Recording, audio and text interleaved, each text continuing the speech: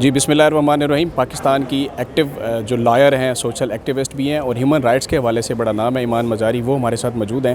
ہم ان سے جان لیتے ہیں کہ جو بائیڈن پیچھے ہٹ گئے، سی سی ٹی وی فوٹیجز غائب ہو جاتی ہیں لیکن بیڈ روم کی فوٹیجز ماں اور باپ کی بیٹیوں تک پہنچ جاتی ہے. پاکستان میں رول آف لا جو ہے وہ کب جا کے ٹھہرے گا؟ میڈم بتائیے گا اوورآل کہ جو بائیڈن جو ہیں وہ آج ہٹ گئے ہیں، قاتلانہ حملہ ہوا ہے ڈونلڈ ٹرمپ پہ، اس کے بعد ہٹ گئے ہیں. انہوں نے کہا جی میں نہیں لڑتا، شکست دے کے ہٹ گئے. اور یہ سیم سٹوری پاکستان میں اور عمران خان کے ساتھ.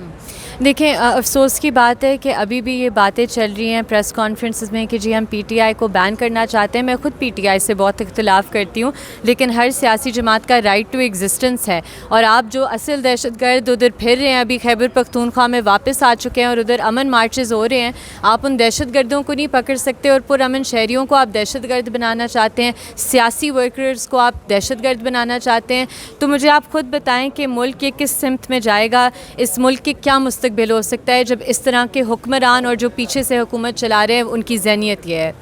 اچھا، یہ دیکھا گیا ہے کہ عام روٹین میں رول آف لا نظر نہیں آ رہا. یہ ججز جو ہیں ان میں کچھ ججز سب ایک جیسے نہیں، اچھے لوگ بھی ہیں جوڈیشری میں. یہ انٹرنیشنل ہیومن رائٹس کی کورٹس میں جاتے ہیں ٹریننگز حاصل کرنے کے لیے، رول آف لا کے لیے.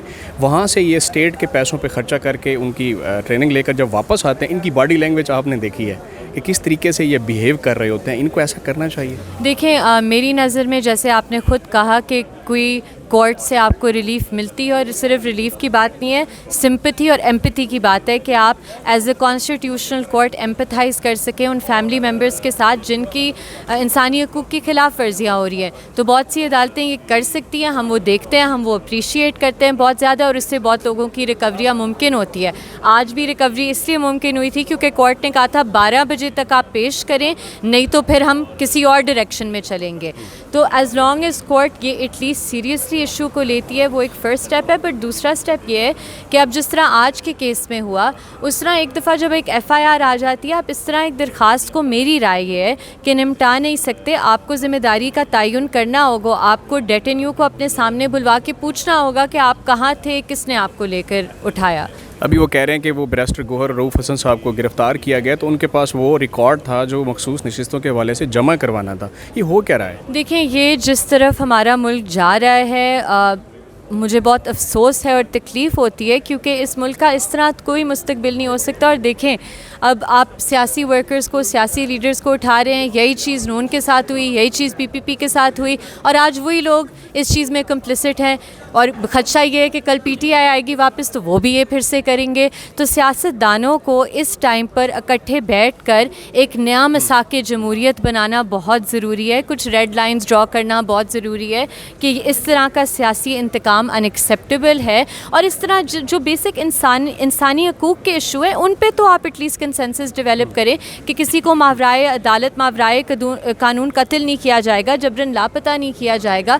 اس پہ اگر political parties across the board agree نہیں کر سکتی تو پھر ان سے ہم کیا امید رکھیں؟ لاسٹلی آپ کی والدہ کا ایک انٹرویو کا ایک کلپ سوشل میڈیا پہ وائرل ہے کہ انہوں نے آپ کی والدہ کو بھی کہا کہ اگر آپ نے پریس کانفرنس نہ کی تو آپ کی بیٹی مسنگ پرسنس کا کیس لڑ رہی ہے، وہ بھی پھر مسنگ میں آ جائیں گے. جی، انہوں نے مجھے یہ بات کی تھی ایک حساس ادارے کے رہنما نے. تھریٹ کر کے کسی کو ہرایا جا سکتا ہے؟ انہوں نے مجھے دھمکایا تھا کہ دھمکا کے ڈرایا جا سکتا؟ نہیں، بٹ نہیں ڈرایا نا. پوائنٹ تو یہ ہے، دیکھیں کہ اس کے بہت اور فیکٹرز ہیں، میں اس میں زیادہ نہیں اس ٹائم پر جانا چاہتی. بٹ پوائنٹ یہ ہے کہ آپ لوگوں سے زبردستی اس طرح ڈرا دھمکا کے تشدد کر کے کس حد تک جائیں گے؟ پوری عوام کو 200 ملین لوگوں کے ساتھ آپ یہ کریں گے کب تک؟ اور آپ اگر ایکسپیکٹ کر رہے ہیں کہ کوئی ریاکشن نہیں ہوگی، ان لوگوں کا بھی احساس نہیں ہے لوگوں کے دلوں میں کتنی نفرت ڈیولپ ہو رہی ہے اور کتنا غصہ ہے، اور ان کو جو کانسیکوینسز فیس کرنے ہوں گے پھر یہ جانیں. کانگریس کی قرارداد پہ اور ورکنگ گروپ اقوام متحدہ پہ کچھ کہیں گے؟